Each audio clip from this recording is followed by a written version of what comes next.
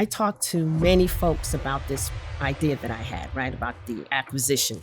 There was one theme that each person I spoke to referenced, and that was hire a M&A attorney. During a merger acquisition, there's a lot of room for the buyer and seller to be greedy or to do things that are a little shady.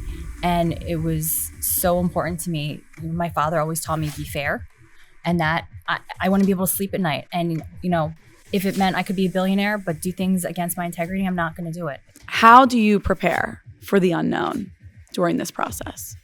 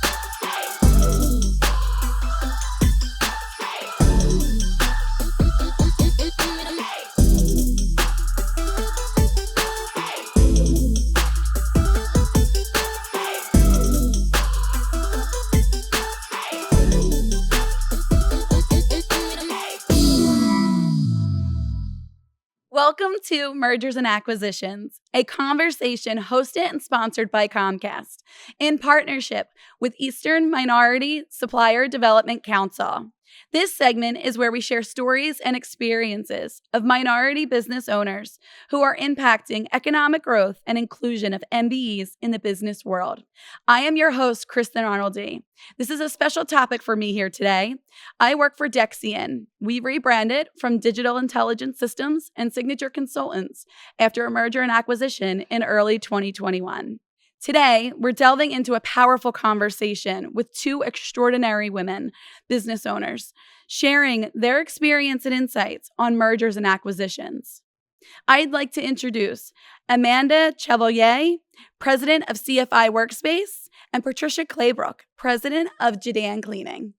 Thank you both, Amanda and Pat, for joining us today. Can you briefly introduce yourselves and tell us about your business? My name is Pat Claybrook, and I own Jidan Cleaning. I recently acquired Pico Services Property Maintenance a year ago.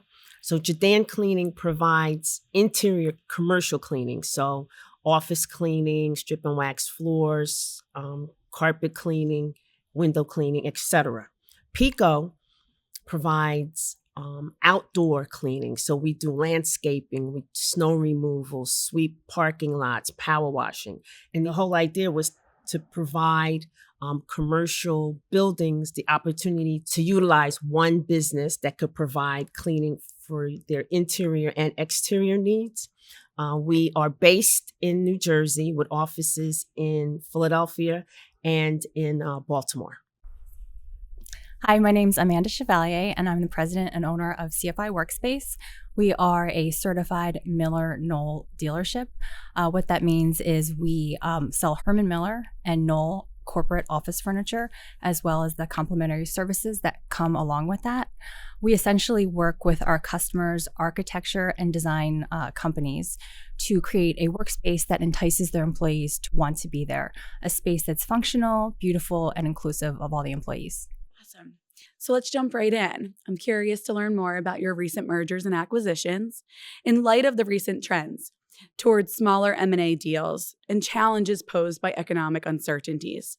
What prompted your decisions to explore merger and acquisition? Were there specific growth opportunities or challenges that drove these strategic moves? Good question. So this was during COVID that I had this brilliant idea, right? And it was driven by my exit strategy, right? That if I acquired a business that was complementary to what we were already offering, it would make us even more enticing for someone to want to purchase us, right? And so I was on a mailing list for a company that represented sellers. And first I was interested in another cleaning company in a different part of New Jersey. And after doing our due diligence, we decided that was not a good complement. And then Pico came across my desk, and I said, oh, their services complement our services. And then that started the road to us acquiring Pico. So if we rewind about 4 years ago, we were the exclusive Knoll distributor in the greater Philadelphia area. And then fast forward to about a year into COVID, and Knoll, the manufacturer, was purchased by Herman Miller, which is the larger competitor to Knoll. So now you have Herman Miller and Knoll becoming one company, and the amount of distributors have doubled. So we were the exclusive, and now we have all these other competitors in our market. So our decision was really driven by the manufacturer. The due diligence phase in mergers and acquisitions is often intimidating, and it's a very large first step, especially for small businesses. Can you share your advice on how you navigated that process? I talked to many folks about this idea that I had, right, about the acquisition. And there was one theme that each person I spoke to referenced, and that was hire a M&A attorney. You have your own attorney that's good at, a general practicing attorney, but if you're serious about a merger or an acquisition, you need someone who specializes in M&A. That's all they do, right? So that started the process of me interviewing, I think it was 7 M&A attorneys. Right, so that's 7 attorneys who had all different pricing and different styles, right? Some were men, some were women, some were just a diversity across the board. So that was my first big decision that I had to make, and also align myself with the right team. So I have my accountant involved, my CPA, I have my business coach involved. My husband involved. So then I had my banker. So I built this team around me to help me make the right decisions, to tell me what to look out for, because I had never done this before, right? And so that started, took almost a year from the minute that I signed the LOI, letter of intent, to when we closed. It's a long process, but it's a lot of people that helped you along the way. Yes. How about you, Amanda? I would agree exactly with what Patricia is saying, to make sure you have experts. It's such a specialized thing, M&A. So just coincidentally, we were hiring for a new VP of finance, and I came across a resume of a really amazing person, and they happened to have an M&A background. So he started to navigate us through the process, and the attorney we had is a corporate attorney, as well as a CPA who had a lot of experience with M&A, because that is just so key to this whole thing working. After we signed the letter of intent, during the due diligence, we did not have disclosure. The seller was very concerned about negative things coming out. In hindsight, I would not recommend that, because it made the due diligence process a lot more difficult. Just going through the financials, and even things that were more like not as financially driven, contracts with vendors, things like that are really things to look out for. I think a lot of times people are so focused on the financials, they don't look at the 1,000 vendors over 50 years that have not been closed, the credit, all those things that are not as obvious. Those are great points. And that leads me to some of the challenges. Just from hearing both of you, I can understand some of those processes alone created some challenges. What has been the most difficult challenge? This is the first time that I've done this, right? So I've been saying since this happened a year ago, that the first time you do anything, it's a heavy lift. Like the first time I gave birth compared to the second time. It's just, you don't know what you don't know. And when you go through an acquisition, there are a lot of things that you're not going to know until you're able to lift that hood up yourself and look, right? Because the financials look great, right? But there's so many other pieces that are important. Like, I think the financials are easy to look at and decipher, right? But then you're talking about does the culture match your culture, right? Are the employees going to stay, right? Are the current contractors or accounts, once they know that this person has sold the business, who's owned it for 20 plus years, and they have that relationship, and then you're acquiring it and they don't know you, or how's that going to impact them? There's so many variables, and that's why I go back to it's important to really, one, I think, like have a relationship with the seller as part of the transition. So there's so many, and for me, the most challenging part, I'm a type A personality, right? That whole trust the process, right? So many times I had to say trust the process because I want to know what I need to know, and I want to know it today. So that was hard. All of what you just said resonates so well with me. So type A personality, definitely don't like an unknown. So I completely understand that. And you mentioned trust. And I think when it comes to mergers and acquisitions, it's so important to have that trust.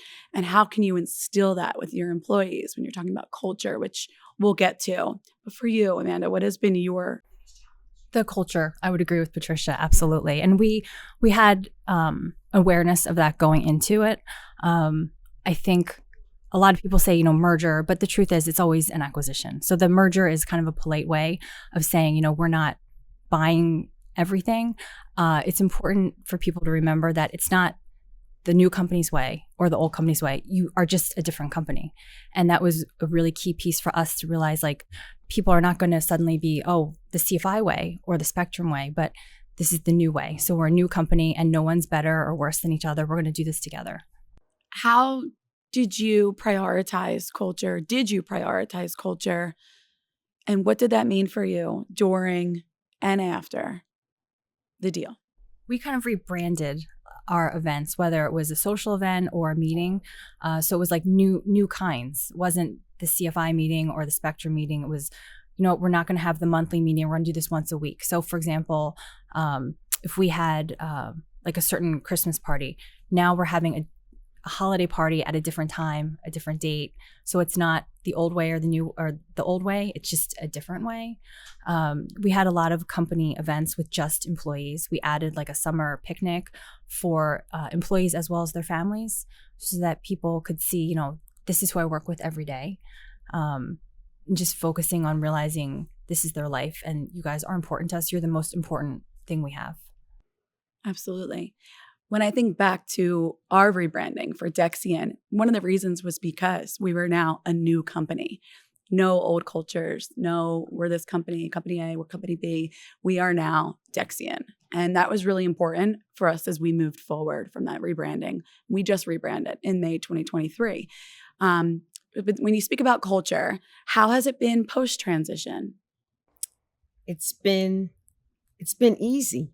That part of it, that piece of That's it, great. because that's very important to me, because when you own a business that provides a service, my number one asset are my people, right? And so it was important for us to identify, when I say us, my husband and I, Maurice, to identify if the culture of Pico matched Jidan's culture. And if it didn't, that was going to be a deal breaker for me, right? Because I can't change, and I didn't want to have to come in and change a culture, right? And so the owners, a husband and wife, owned it for over 20 years. So during our get to know each other process, we got to know them and realized that their culture matched our culture, which is, I live by treat others the way you would like to be treated. My team members, I don't even call them employees, are my family, right? So, and I'll say this, is that, not that I'm bragging, but the Jidan culture was a lot friendlier and caring than the Pico culture. So the team members that were with Pico, after they got used to the idea of new owners, embraced what we brought to the table, because it just has made their working life so much better. Absolutely. And embracing a new culture is hard, but knowing when they have the ability to trust and the integrity's there and they get to see that in the Jidan culture, it made it easier. Oh, absolutely. And I'll give you one quick example. The whole working from home, like the previous owner, the seller was very old school, like a real OG, right? And didn't understand that someone could work from home and be as productive at home as they were in the office. And I'm really big on technology. If technology can help us be more efficient, I'm all for it. So, we came in and got our two ladies that worked in the office, got them laptops and got them set up that they can work from home. So just that alone was a shift that they embraced. That's awesome. Mm-hmm. How about for you, Amanda? I think it's important for people to understand that there is going to be attrition, and the people who want to stay will stay, and you're going to lose some people that you wanted to stay, but they're off to something better, and it's the best for everyone. I think it was a perfect storm because we came back to work post-COVID, working from home, and then acquisition happened kind of simultaneously. So it was a good start for people to just have a whole new way altogether. We created new roles. We started doing mission, vision, and values. So it forced our company to come up with that because we hadn't done that since the 90s. And that really helped us form a new culture. Awesome. I know when we talk about culture and we talk about our employees, and I like what you say about them being team members, not calling them employees. Think about communication. And communication, it's often cited as critical element in the success of mergers and acquisitions. How did you manage the communication with your employees, your customers, your stakeholders throughout the transition? Any valuable lessons that you've learned? I would say over communicate. I didn't realize how important it was for especially employees to know everything that was going on. So after the integration, we started doing like a once a week meeting, doing once a month town halls and telling them more than you think they want to know. But it's been really helpful and getting feedback for them and kind of fine tuning what they do and don't want to hear. For stakeholders during the process, our manufacturer, Miller Knoll, knew everything that was going on, and just talking to them on a couple times a week basis. I was surprised that it wasn't as important to customers as I thought. They, I think, are pretty flexible and used to having vendors be bought out or merging with other companies. And for them, it was like, okay, let's move on. It's really the employees that was a big deal. This is their daily life where they come every day. They've been coming, some of our employees, over 30 years. I agree with that. With customers or accounts and contracts, they just want to make sure that, one, we're going to get the same service or better, and you're not going to increase my prices. That's all. Those are the two things they care about. But I think in this process, the most important folks to communicate with, over-communicate, are your employees, right? The team members. And what we try to do is, when we talked about the acquisition, was to lead with why. Why is this going to be beneficial to them, right? How is this going to improve their lives? And so, we sent out a newsletter. We had meetings and always talked about the why, what's in it for them. And, I'm a big believer that in any relationship, starts and ends or flourishes or not based on communication. So we had, some, what did we call it? It was a catchy phrase, chat with Pat, sessions that employees could sign up for, and they could have a one-on-one conversation with me and ask me anything about the acquisition. I love that. I love the chat with Pat. Yeah. And it gives them a direct line to you, right, to talk with you directly about any concerns, which is really important. Questions. Over communication is just like, it almost feels like it's a given, but you don't really realize what you're could be missing if you're not really tapping into your employees and understanding how they feel and what kind of changes they're going through. And also, your acquisitions both happened post-COVID, right? So there was a lot of uncertainties. And I think it's important to take action, even if you acknowledge that it might not be the right choice. rather than something to be baked in, go for it and acknowledge, you know what, that wasn't the right move, but we tried it and we're not perfect. We're going to recalibrate. Absolutely. And owning it, right? Mhm. Yes. Absolutely. Yeah. Understanding, Pat, you acquired a business that complemented the business you already owned and began. And Amanda, you acquired a business that would ultimately make you more of that sole distributor, like that, the growth, more of that growth. So when you think about that, and I want to talk about the positive changes that you have seen, going through M&A, and we discussed the hurdles, we discussed the strategy behind it, and there's always those challenges. But what are some of the positives that you're seeing? You want to go first? Sure. So we doubled in size, so it allowed us to really restructure the company and provide. So we basically are selling services as well, for selling products and services. So our sellers are the ones that can only sell. So taking away the work from them that others can do. So we've added extra departments and layers to support them, and ultimately our customers. I think that's the ultimate positive. For us, a big positive is that, which was my initial, reason for the acquisition, is that we can go to an anchor institution in the city of Philadelphia and say that, we can provide you with all of these services, one-stop shopping. And a lot of larger institutions prefer dealing with one vendor versus 5 or 6 because of all of the different services that we provide. And I'll be honest that we just had a meeting about this. It's only been 12 months, and now we're really going to start digging into marketing that aspect of both businesses, that we can, provide that one-stop shopping when it comes to cleaning. How can we show support to businesses that are looking to include M&A in their business plan?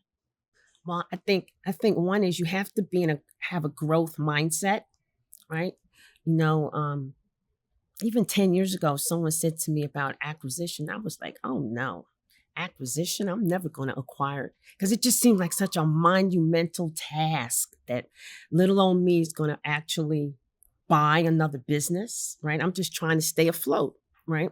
But if you have a growth mindset, you have to come to the realization that you can only grow so much organically. So how else are you going to grow, right? And so that's where the idea of the acquisition came into place remember, it's driven by my exit strategy, right? As an entrepreneur, what is your goal, right? And how does M&A fit into that goal? And it's about people planting those seeds in your mind. Like the person that planted that seed for me was James Sanders. And a lot of us know James, but he planted that seed with me over 8 years ago about an acquisition. So I think it goes back to your growth mindset, what your goals are, and then talking to different people and putting the right resources around you to come to the right decision is important. I think it's important to understand your industry and what's happening within the industry, and then decide if you want to be the buyer or the seller, because there's a lot of selling nowadays and people are looking for private equity to kind of get out. But if you are going to be a buyer, like Patricia said, a growth mindset, and also keeping in mind, just because you sell right now one product or service doesn't mean you can't create other business units with that core group, and having an open mind and just seeing, with technology and AI, how things are rapidly evolving. And if you have that core group of people, you can turn it into a lot of other things. Talking about the growth mindset you've both mentioned, we've seen companies deepen their commitment to supplier diversity and community engagement. Do you feel there are any unique challenges for diverse-owned businesses looking for M&A opportunities? And where would you like to see improvements? If you do someday want to be a seller, you can only sell it to a much smaller group than if you were not diverse owned. Or you could sell it and you're not going to get the value of being a certified MBE. So I guess that's just something to look out for. Yeah, that's great insight, though. It's a great point. Show me the money, meaning that diverse businesses have unfortunately, an upward battle when it comes to financing, right? Because you can't, well, not that you can't, but usually you can't complete an acquisition unless you have financing, right? And I don't think that enough banks, etc., really think about you as the individual. Like they're not creative enough, right? They don't think out the box enough. They have a box and they want you to fit into that box. Well, I might not fit into that box. This might be a great deal for me, right? But or a great deal for them, but they have their rigid box, and if you don't fit into it, then you don't meet their criteria. Thus, you can't get your financing. I also think that what we have to remember is that you can't, I don't want to say a double negative, but as an entrepreneur, you have to have relationships with banks and CDFIs and, others, that venture capital, that when you are ready to do an M&A, that you can't start the relationship then, if that makes sense, right? You need to start the relationship now, even if you don't want to do an M&A, but maybe you need a line of credit, right? Maybe you need to purchase vehicles. Maybe you need to invest in more inventory, right? So it's build those relationships now. Know your financials, like make sure that you know your balance sheet and your your cash flow statements. All your financial statements are in order. And something that someone shared with me a long time ago is to get the financing when you don't really need it. Because then when you do need it, like you find yourself up against the wall. So start putting your ducks in a row before you actually need the financing. I think there's definitely areas of improvement in the financing world when it comes to MBEs and even small businesses. Mm-hmm. Are there any resources that you can share that would help other businesses during their M&A processes? I think this platform is a great start. EMSDC or NMSDC as a whole, supporting their members and the community with videos like this, as well as knowing names and reaching out, because I think for the most part we're willing to share the information. We're happy to share because we want the minority community to have all the same chances that everyone else does, and so often we don't. Absolutely. Oh, there's SBA, right? The Enterprise Center in Philadelphia. That's a good resource. There are a lot of organizations that within the organization, there are folks that have gone through this process, or the people that you need to help you go through the process are part of those organizations, like the Greater Philadelphia Chamber of Commerce, the New Jersey Chamber of Commerce. Yeah, so there are a lot of resources out here, and that's part of you as the owner. That's part of your due diligence that you have to pick up the phone or go to websites. And I did a lot of reading, and I try to reach out to a lot of folks that have done this before to pick their brain. Sometimes I didn't know what questions to ask, but I just said to them, tell me your story. How did you do this? What were the pitfalls that, if you could tell me 3 things not to do, what would those 3 things be? So I just started talking to people and picking their brain. It also helps with the unknown. Oh, absolutely. Okay. Yes. What has been the most rewarding for your companies and you personally? I came to this country as a 6-year-old little girl from Port of Spain, Trinidad. And I thank my parents, especially my dad, to have the vision to bring his family here for all the things that he didn't have in Trinidad, right? And so I was the first one in my family to graduate with a 4-year degree, and I have a daughter who has her PhD. Okay, so when I think back about this entrepreneurial journey, yes, it's been challenging. But on my worst day, I always say it's better than working for someone else, right? And I love the fact that I am impacting the team members that work for me. Yesterday I had a conversation with someone who's interested in buying my companies, right? And he mentioned blue collar company, right? Yeah, yes, we are blue collar. And I'm proud of that, right? And so on a daily basis, I get to impact and help change the trajectory of the folks that work for me when they know that someone that looks like them, employs them, cares about them. A couple years ago, we started during COVID. A lot started during COVID. We started a 401k, right? And some of them didn't know. We had to go through months of educating them about what is a 401k and why that 401k was beneficial for them and their families, right? So when I look back, yes, I started this to betterment of my family, but I am motivated over the last 5 to 7 years in seeing how this idea that I had, Jidan Cleaning, how it's impacting the lives of the folks that I get to employ. And that's special. That is special. How about you, Amanda? So the company's been in business since 1985, and I think we were becoming a bit complacent. And this really gave us a bit of a kick and to relook at things and just improve wherever we could. And I think we have. I think we always will be. I think it's important to remember that you're never finished. Integration is never really over. It's been 13 months since this happened. I'm very glad. I feel that we've been very honest with our employees and been able to follow through with the moral parts of everything we said. Not everything we wanted to happen happened, but we've been very honest with them. And I think that they feel we care about them.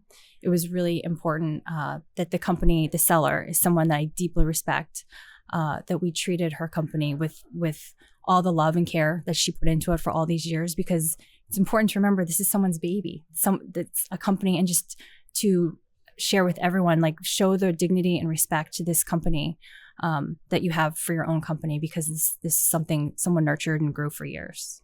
Absolutely. Yeah. Considering what you've both have built and talking about the transitions and the culture and the challenges, looking back, what advice would you give to others considering mergers and acquisitions as a growth strategy? What are some key takeaways from your experience that you'd like to share? So even though you're going to come up with a strategy and a plan, it's important to be flexible and realize that have a plan, but plan for the plan not going according to plan, because a lot of things come out of the woodwork and a lot of surprises, but being aware that this is going to happen is really important. I think having a group, like a committee, that's dedicated to the merger and acquisition and assigning roles so that it's very clear who's doing what. Something that was heartbreaking for me is we lost a customer who'd been with us 20 years. And what he said to me was, during the integration, when you bought this other company, I felt like you didn't care about us. And he was right, because our eye was not on our existing customers as much as it should have been. So in hindsight, that's something we absolutely should have done a better job with, having people look out for all the existing customers and not so focused on the future. M&A attorney. That's a big one. Trust the process. You don't have to reinvent the wheel. Folks that are where you want to be as far as in the M&A world, to pick their brains, right? And use what they have shared with you to your betterment, right? Understand that you're not going to know everything, and that you definitely have to be flexible, because there are things coming at you on a daily basis, right? And accept the fact that, like I stated before, that you're not going to know everything until you own the business. There's some things that you're just not going to know until you own the business. Make sure that you are adequately funded. And what I mean by that is you have the funding to purchase the business, and then make sure that you have 6 to 9 months of funding to run the business, right? So for us, there was a period of time that it took for the current customers to switch over to us. We were going to get the money, but their own internal processes that they had to go through took a little time. So just make sure that you have enough capital and fundings to keep that you can run the business even for 6 months, 9 months, a year would be perfect. On top of, how you're financing the purchase of the business. Those are the key takeaways I think of. Yeah. Pat, can you dive more in about the M&A attorney and that process? Okay. So it was highly suggested that I find an M&A attorney. And it was explained to me that even though Jidan Cleaning had a general practicing attorney who dabbles in a little bit of everything, that the process of an acquisition, I need someone that this is all that they do every day. And so I just started reaching out to people that I trusted. So I reached out to my bank, because they have their own M&A attorneys that they deal with. I reached out to some folks that are kind of like my pseudo advisory board, and they recommended some folks. So I had about 7 attorneys, and I set up appointments with each one, and I let each one discuss or explain to me who they were and the services that they provide and how they could help me, right? And so one of the differences was one of them belonged to a large firm that he can handle the acquisition, but then someone else in his firm could handle the piece when it comes to the HR piece related to employees of the company that I wanted to acquire. So that was one example. They ranged in such different hourly ranges as far as cost. That I found that intriguing. They also ranged as far as how long they thought the whole process would take. I spoke to attorneys that looked like me. I spoke to some that didn't look like me. I spoke to women. I wanted a diverse group of which to pick from. And then after all that being said, I'm a big believer in going with your gut. My gut hasn't failed me in 61 years. So I went with my gut, and that was my process. But it was asking a lot of questions, and having them sell themselves and letting them know that, yeah, I'm interviewing different ones. How are you different? What's your plan or process to help me, make these right decisions? Yeah. Who was going to walk you through the unknowns? Right. Add to and that prepare word. you. Mm-hmm. Yeah. Amanda, in talking more about communication, did you talk to more of your clients before the M&A as well? So we weren't able to share the information until the actual acquisition. We had an NDA signed. However, when Herman Miller purchased Knoll, many of our clients were asking us, or some were even teasing us or joking, it would be great if we could buy everything from you. We could buy Herman Miller and Knoll, not just Knoll. So when the deal happened, I think not a lot of people were surprised. Although we thought it was a big secret, it wasn't so much. It would have been helpful if we had been able to disclose pre-merger to get their feedback and thoughts, how we could improve, or even other services that we could sell. My answer is almost exactly the same because during the process, there are many things that you can't say, people you can't tell, right? And so all I did was, I just talked to a few people, not my customers, but some were that are in larger entities, to say to them, if we could offer these services on top of what we already offer, would that be attractive to you? And I got a resounding yes all the way around. And so now it behooves us for us to really get out there and market that. Yeah. Through the process of merger and acquisition, how did your acquisitions and growth help you obtain larger customers? So I would say scaling double in size, that we have a much deeper bench of resources to provide the services that a customer who might not have looked at us 2 years ago is saying, you know what, I think CFI Workspace can handle this. Let's give them an opportunity. Mm-hmm. So through our acquisition, we also doubled in size in revenue. We added 35 to 40 full-time employees. And I also purchased the land that Pico was on, which is 8 acres of land with buildings. So there's a lot of assets, right? And so that legitimizes us even more when we're going after larger contracts, not just the services that we now can offer, but people feel better about us, that we have a little more skin in the game, as they would say. And it also, financing has become easier. At least more people want to talk to me now. It's easier for me to get a call now, that they are more interested in speaking to me because of where we're at now, because of the acquisition.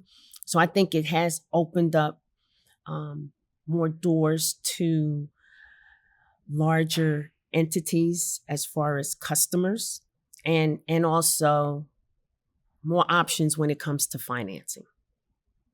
As a small business, how do you know when you're ready for an M&A? I think in some ways you're never quite ready, but it's really dictated by the economy and what's going on, the external forces. And if you don't grow, someone else is going to grow and cannibalize you. So let's be proactive and be the one to do it first. Do you want to grow? Like, is that part of your plan, right? I'm a big believer in plans. Like I tell people, I'm not a wing it kind of girl. Never have been, never will be, right? And so whether it's an acquisition or whether it's applying for PPP, you have to be ready, right? And the basis for all of that goes back to your financials, to me anyway, right? And so as a small business owner, daily, you should have your ducks in a row so that when opportunities come across your desk, that you can take advantage of them. Those opportunities could be PPP. Those opportunities could be an acquisition. Those opportunities could be purchasing land, like whatever it is, but it comes back to basic fundamentals that you need to take advantage of opportunities, that you have to be ready. Pat, you've mentioned about leaning on many people throughout this process. Can you both tell us a little bit more about the support system that you leaned on throughout the process? Your families, your friends, mentors? And my faith. Like, that's a big one for me. I lean on him. You don't know how many times during this process I said, Jesus, take the wheel, like literally. But my biggest support has always been my husband, Maurice. So Maurice was the COO of Jidan, and now he runs Pico.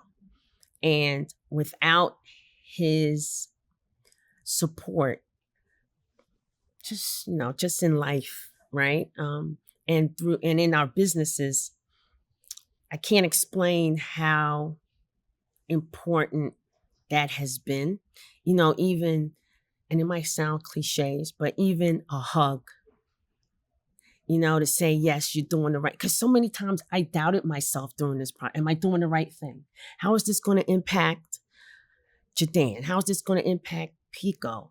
Now I own all this land and these buildings. Like, there's so many in your head. You're asking, am I doing the right thing? why am I doing this? Is this going to be good for it? Like, so to have someone in your corner that doesn't yes you to death or give you the answers that you want to hear, but's being honest with you. And that's always been, he's always been there for me. That's Maurice and my parents and my daughters. Like this was a family decision because it impacts the whole family. And so they've always been my number one support. How about you, Amanda? So I'm a single mother and I have 2 teenage boys. So it's why am I doing this, right? Like for me, it's like it's about them and just remembering why you're doing it and not neglect them, because during this like anxiety-ridden time, there were absolutely times where I was cranky, miserable, unaccessible. But at the end of the day, it's about them. My older sister was an incredible source of support, and I could not have gotten through it without her. She actually works with me and was part of this process, but she kind of wore 2 hats, the work side and outside of work. And she was always there for me, but also telling me when she didn't agree with me and not just being a yes person and just telling me like it is. During this process, the M&A process, there's a lot of unknowns. You're walking into discussions with people you don't know, attorneys that may be new, advisors that are, might be saying different things, one way or the other.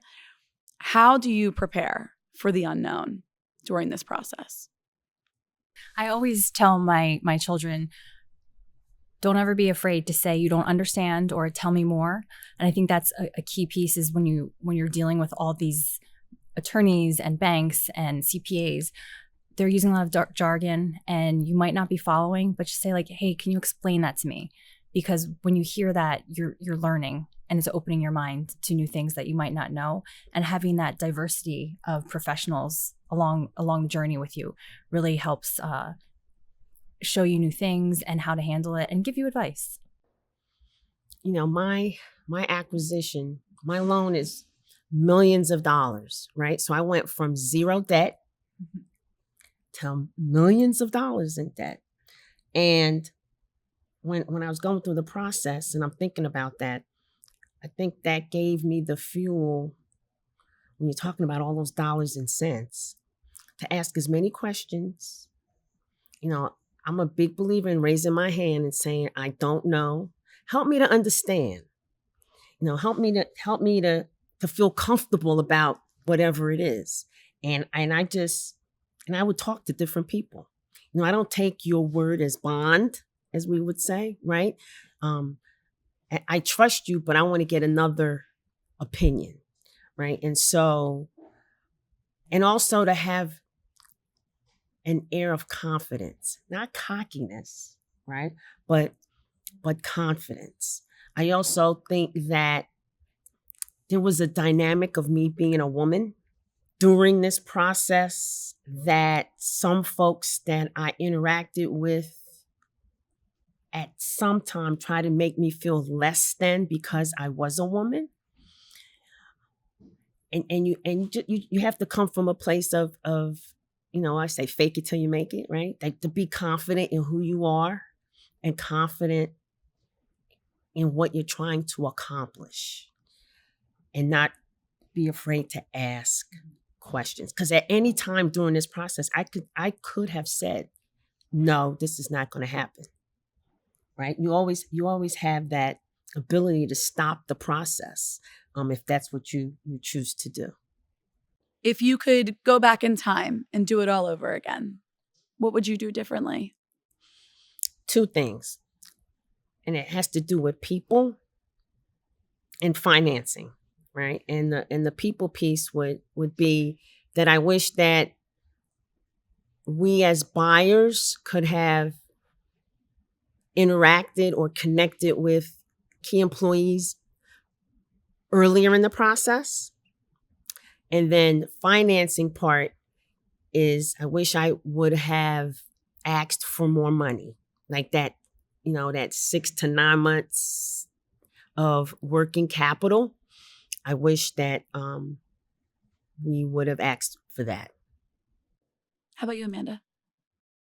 So after the post acquisition, we didn't have our eye on our existing customers as much as we should have. So the management team was so focused on the integration that one, we, didn't focus on our existing customers as much. And two, our funnel of sales really dried up because we weren't prospecting and looking for new customers. So right now we're in this lull. The other piece is similar to Patricia's. I think that we didn't have a disclosure period. There was an NDA in place, and there was a lot of confidential things going on. It got to the point with the seller, and I'm very friendly with her. We were literally meeting in dark bars at 11 in the morning, and I felt like I was doing something like elite, like I was having an affair or something. And it got to the point I'm not comfortable with this. This feels so sneaky. And there are aspects during that period of NDA that we weren't able to explore. We weren't able to talk to people, understand how they did things, what they thought could be better. And I know the NDAs, and we keep silent over a lot of those things. But I think that that's one thing that I think companies miss in M&A is that transparency.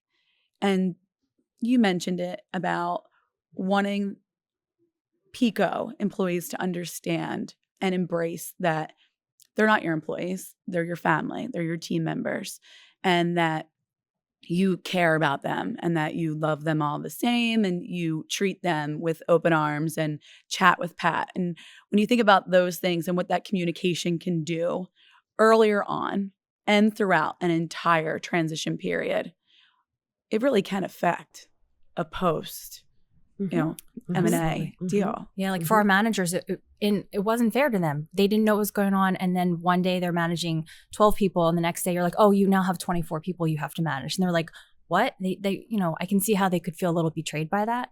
But it's like you need to follow like the law. And that was very difficult. And then you're throwing more unknowns at 12 more people, right? Yes. Of not knowing. So absolutely. So even though it's an acquisition, right now, we're operating as two different companies. For PECO, it was really spending time as far as them getting to know Maurice and getting to know me. Well, getting to know me less because Maurice is running the show, right? And the kind of people that we are, owners that you can trust, that care about you. And we show that in many different ways, but we also had to make sure that it was articulated to our PECO team what our core values are, right? And what our mission statement is, mission and vision. And so one of the first things that Maurice did was we brought back someone that used to work for PECO and brought him back as an ops manager. Right. So we wanted to make sure that it's from top down. Right. And so we've had several meetings, workshops with Jidan management and PECO management as one. Right. And that we all understand what our mission and vision and values are, and that we live those, and that we make decisions based on the mission, vision, and values, and to live it daily. And to do things like, it might sound crazy, but we do like monthly newsletters. Like that's what we always did at Jidan. PECO we never did that. So monthly newsletters and acknowledging milestones in people's lives, making them realize how important they really are to the success of PECO. So doing little things on a daily basis that shows them that we care. And I think that's a big piece of our culture. What is the best investment you can make personally for yourself during this process? Every morning, and it's on my calendar. If it's not on my calendar, it doesn't happen. At 6:30, I do a Bible study with 12 people every morning from 6:30 to 7. That starts my day, right? But it's little things. Drink lots of water. I like being outside. So I try to do 3 miles every day. I try to take time during my day just to sit still and just think. Those are all things that help me to be It's talked about that Better. when you're on, like people are just scrolling through, like no one's taking that time to think anymore. You know, they're scrolling through their phones, they're running around, or they're watching a show and they go right to bed. And there's none of that personal time to yourself. And even though that's a priority, I still feel that I can do more when it comes to that, right? You know, as you get older, quieting your mind becomes more of a challenge because I'm thinking about, I need to do this, I need to do that. And, you know, I get 200 to 250 emails every day, and I'm a type A, so I only want like 50 in my inbox at a time. So I got to get those emails out of there, so I can't go to sleep. You know, like, so I'm always on that, on that wheel, that mouse going around. Right. Yeah. And it's not good. Right. So I have to find ways to do better. I think, maintaining your integrity is really important. You draw the line in the sand and you don't cross it. And once you do, it's just a rabbit hole. During a merger acquisition, there's a lot of room for the buyer and seller to be greedy or to do things that are a little shady. And it was so important to me. My father always taught me, be fair. And that I want to be able to sleep at night. And, if it meant I could be a billionaire, but do things against my integrity, I'm not going to do it. It's not worth it. Feel good about what you're doing and don't cross that line. How do you maintain a positive mindset as a single mom throughout this process? Yeah, so I'm adopted. I'm from Korea. I was an orphan, and I just feel so appreciative of being here in this country. When I was born in the 70s, Korea was a third world country. And, people ask me, do you want to find your real parents? My parents are my real parents. And I'm, appreciative of my biological parents putting me up for adoption and allowing me to come to this great country and have way more opportunities here than I would have living in Korea. So that, I think being grateful and making appreciation every day for what you have. Amanda, Pat, thank you so much for joining us today in this conversation on M&A, sharing your insights and experiences. Thank you, Comcast and EMSDC, as well as the Spectacor team here at the Wells Fargo Center, providing this awesome backdrop. Thank you so much for tuning in.